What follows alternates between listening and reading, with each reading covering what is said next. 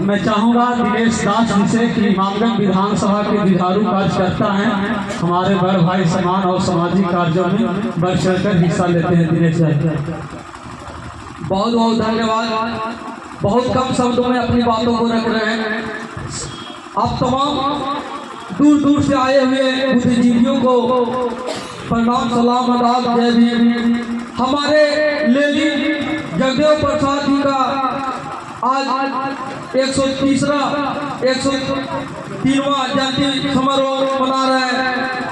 आज पता होगा कि यहाँ पर जो हमारे देश में पूरे देश में इनको नाम पर आज राजनीतिक पार्टियां जो लोग हैं इनको जयंती मनाते हैं नाम के लिए, गला में माला अब अपने मुंह पर ताला लगा करके जो जितने राजनीतिक पार्टी हैं, चाहे अम्बेडकर साहब के हो या जगदेव प्रसाद जी का हो या फुले का हो या सावित्रीबाई फुले को, सभी का जयंती मनाते हैं, चाहे लाला सिंह यादव को हो। लेकिन हम लोग को समझना होगा, आप लोग से मेरा विनती यही होगा कि इनको विचारधारा को जयंती मनाने से नहीं, इनको विचारधारा को धरती पर उतारने की जरूरत है। तभी हमारे जो वंचित शोषित जो लोग हैं वो इस विचारधारा में प्लेटफॉर्म पर आएंगे। इन्होंने जो नारा दिया था 90-50 का जो इन्होंने जो नारा दिया था, ऐसे महापुरुषों को मैं धन्यवाद देना चाहता हूँ। कोई ऐसा आज का नेता नहीं है जो अपने इस तरीका के अपने आज मंच पर आने के लिए भी डरते हैं। लोग डराते हैं इसलिए कि ऐसा ना कि मेरा राजनीति का एरिया खत्म हो जाए। तो ऐसा मैं राजनीतिक जो लोग हैं जो राजनीतिक दलाली करते हैं उन सबको मैं बतला देना चाहता हूँ कि जो महापुरुष के नाम पर, आरक्षण के नाम पर डॉक्टर भीम अम्बेडकर साहब ने एक तरह से SC/ST OBC को बनाए थे, तो उसी तरीका से जगदेव प्रसाद जी ने इन्होंने 90% और 10% का जो इन्होंने अपनी बात को रखे थे, आज उसी लड़ाई पर लड़ रहे हैं हम लोग।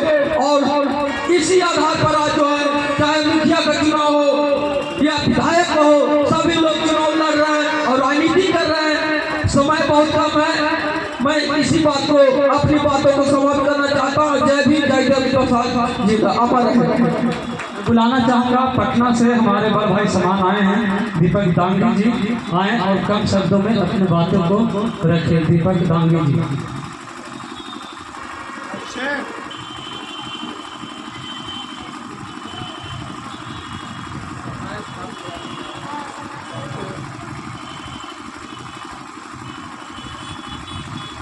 मंचासीन सभी अभिभावक, दर्शक दीर्घा में बैठे बुजुर्ग भाइयों, माफ़ी चाहूँगा काफ़ी लेट हो गया हम लोगों को पहुँचने में पटना से। आज लगन बहुत टाइट है तो सब तरफ लोगों की भीड़ बहुत ज़्यादा है मेरी रोड पे। लेकिन 7 तारीख का दिन था और 7 तारीख हमारे जन्म दिवस का दिन है और 7 तारीख को ही हमने जहानाबाद से नॉमिनेशन किया था, जिसका असर आप सब लोगों ने देखा था।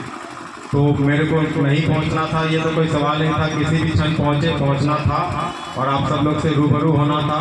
लेट पहुंचे, इसका खामियाजा भुगत रहे कि खाली कुर्सियां देखने को मिल रही है। कहना बहुत कुछ था, लेकिन अपनी बातें आप सब लोगों के बीच रखूंगा। जो जागरूकता और जो यहाँ के युवाओं ने ये पहल की है कि इसके जगदेव जी के ऊपर चिंतित और विचार का एक मंच स्थापित किया है, ये बहुत ज़रूरी है। इनके विचारों को सभी युवाओं में आत्मसात करना और इसको आगे लेके चलना। सब लोगों ने पीछे में सारी इनकी बातों को लगभग कह ही दिया होगा कि जो मैं दोहराऊंगा कुछ अलग नहीं दोहराऊंगा, लेकिन कुछ जरूरी चीज़ें हैं राजनीति से जुड़ी हुई, जगदेव जी के जीवन से जुड़ी हुई, संघर्ष से जुड़ी हुई, जिसमें हम सब लोगों को आगे आने, सम्मिलित होने, सहयोग करने की ज़रूरत है।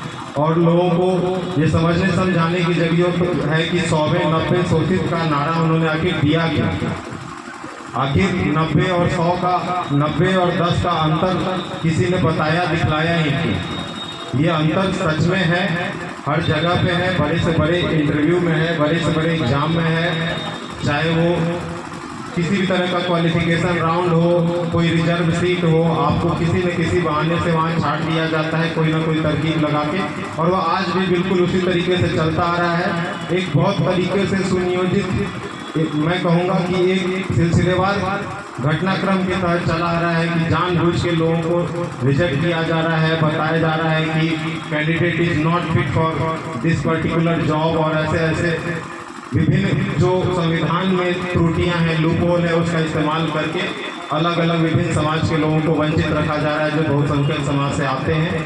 बहुत सारे लोग नेतागण इस पर बात नहीं करना चाहते हैं, लेकिन मैं इसके लिए बिल्कुल तत्पर हूँ, और हमारे नज़र में ये चीज़ें हैं। ऐसा नहीं कि हम लोग इस पर बात नहीं करते हैं, हम लोग जहाँ बैठते हैं इस पर मंथन होता है, और सब लोग अपने अपने स्तर से प्रयास कर रहे हैं। आज न कल जनता जागरूक हो रही है, जैसे हम लोग एक्टिव हैं, सब लोग एक्टिव हो रहे हैं, और इसका फल फलीभूत सबको मिलेगा, दिखेगा।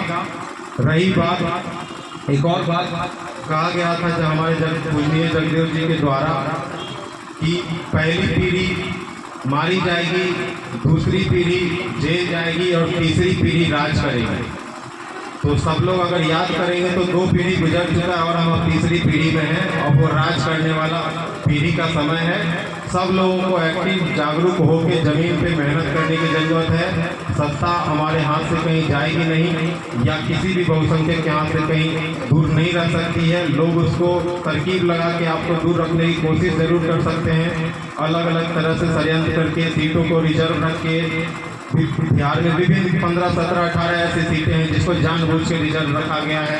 वहाँ बहुत समझदारी से एक राजनीति को साधने के लिए, कुछ लोगों को ऐसे चुन के लाने के लिए जिसको हम जैसे कहें वो वैसे सुन के राजनीति में मरोड़ के लेके चल सकें, और ऐसे लोग भी हैं जो उनके साथ मरोड़ के चलने के लिए तैयार हैं, अपने अपने क्षणिक लाभ और कुछ पर्सनल फायदे के लिए। जो समाज के हित में सोच रहे हैं वो लोग इस फायदे के पीछे नहीं भटक रहे हैं, लेकिन जो समाज के अहित में, समाज का चिंतन जो नहीं करते हैं, वो लोग अपने क्षणिक लाभ के लिए भले उनके साथ जा रहे हैं। लेकिन हम जैसे जुझारू लोग भी हैं जो निर्दलीय रह के, न्यूट्रल रह के, जो गलत करेगा उसको गलत बोलेंगे, जो सही करेगा उसकी बुराई करेंगे, वैसी भी राजनीति कर रहे हैं। और इसकी भी मिसाल हम लोग रख रहे हैं। आने वाले समय में हम लोग जिस तरीके से तैयारी कर रहे हैं, आने वाला विधानसभा चुनाव, अगला लोकसभा चुनाव, हर जगह पे आपकी टोपी बोलेगी। आप ये याद रखिए, आप लोग अपने स्तर से बस कदम से कदम मिला के चलिए, और सब जगह पे युवाओं को, जो भी लोग राजनीति में आना चाहते हैं, उनको अगर आप सामने से समर्थन नहीं कर सकते तो उनको कम से कम ये एहसास दिलाइए कि आपके पीठ पर हमारा हाथ है, आप मेहनत करिए, आप आगे बढ़िए, जनता आपका साथ देगी, समाज आपका साथ देगा, बहुसंख्यक समाज आपका साथ देगा। उसके बाद देखिए ये लोग, ये युवा, ये जो भी लोग राजनीति में तत्पर होकर समाज सेवा करने के लिए आना चाहते हैं वो क्या रंग दिखाएंगे।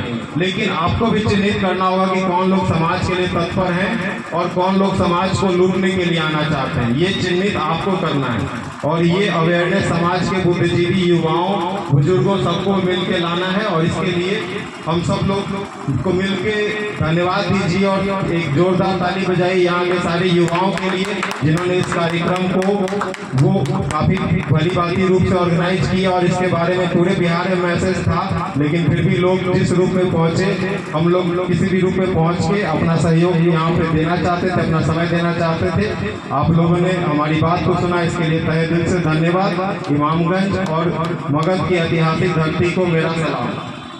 बहुत बहुत धन्यवाद जी। अब मैं बुलाना चाहूँगा हिंदुस्तानी आवाम मोर्चा महिला प्रकोष्ठ के जिला अध्यक्षा रूबी देवी से कि आप आएँ और हम जैसे छोटे भाई को हौसला बढ़ाएं और जगदेव बाबू के विचारों पर अपनी बात रखें।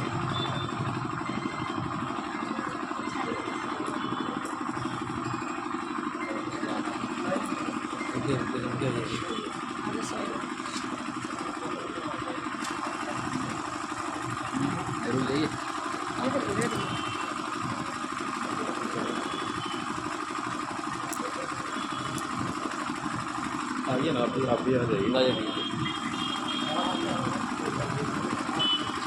बहुत बहुत धन्यवाद रवि बाबू।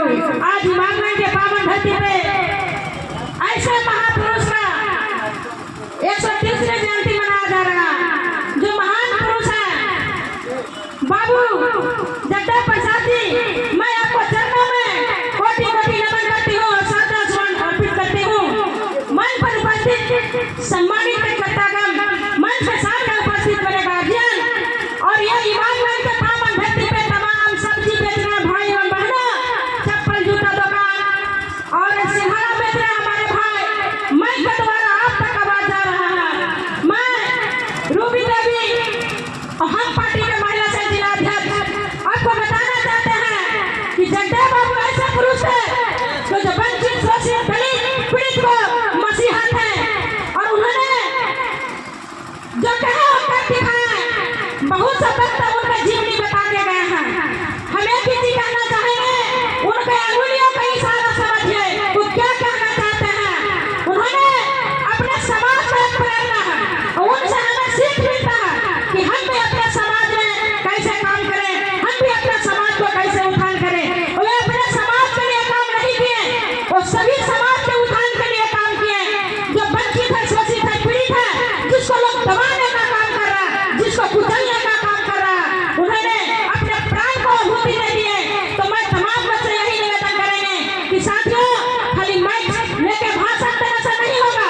जो जगदेव बाबू का विचारधारा है, हर कुटिया में, हर गली में, हर गांव में पहुंचाना होगा, हर घर में इनका जयंती मनाना होगा, हर गांव में जयंती मनाना होगा, तभी इनका सपना पूरा होगा। और बोले थे बाबा भीमराव अम्बेडकर जी कि शिक्षा वो सर्दी का दूध है जो पिएगा वो दहाड़ेगा।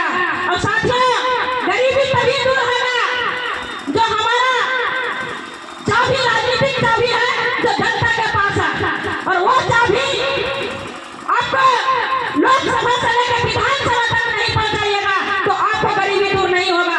तो साथियों, समय का अभाव है, मैं ज्यादा समय नहीं लेना चाहेंगे। मैं एक लाइन में कहना चाहते हैं, अंगूर के रस का जूस कहते हैं, अंगूर के रस का जूस कहते हैं, और जो एक सूत्र में बनते हैं उसी को तंदुरुस्त कहते हैं, उसी को तंदुरुस्त कहते हैं। नींद चैन त्यागो तुम, नींद चैन त्यागो तुम, संघर्ष के मैदान छोड़ के मत भागो तुम, संघर्ष के मैदान छोड़ के मत भागो तुम। बहुत बहुत धन्यवाद। जगदेव बाबू अमर रहे, जगदेव बाबू अमर रहे। जय हिंद, जय भारत। बहुत बहुत धन्यवाद। अब मैं बुलाना चाहूँगा हमारे मार्गदर्शक अभिभावक और इस हमारे ही नहीं बल्कि पूरे इमामगंज और मगध क्षेत्र के अभिभावक श्री शिव शंकर सिंह जी को कि आए और अपनी बात को रखें।